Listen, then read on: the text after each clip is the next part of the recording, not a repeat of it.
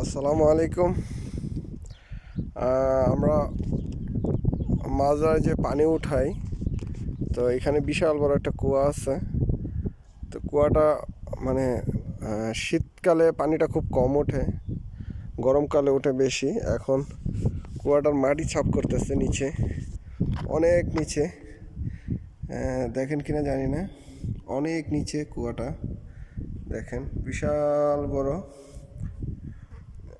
এই কুয়ার থেকে মাটি উঠায়া মাটি ছাপ করতেছে, নিচে মাটি জমে গেছে, সেই কারণে পানি কম ওঠে। এই যে এটার মাধ্যমে মাটি এই যে বাকেটে করে তারপরে উঠায়। একটা লোক নিচে নামে, নিচে নামে তারপরে মাটি উঠাইতেছে। তা আমাদের পানির খুবই শর্ট। শীতকালে আমরা পানি পাই না। বর্ষাকালে মানে গরমের সিজনে পানি প্রচণ্ড ওঠে, কিন্তু শীতকালে পানি পাওয়া যায় না।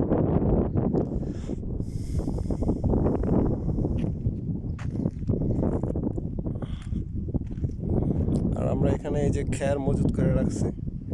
এই রুমটা বানানো হয়েছিল খ্যারের জন্য। অনেক খ্যার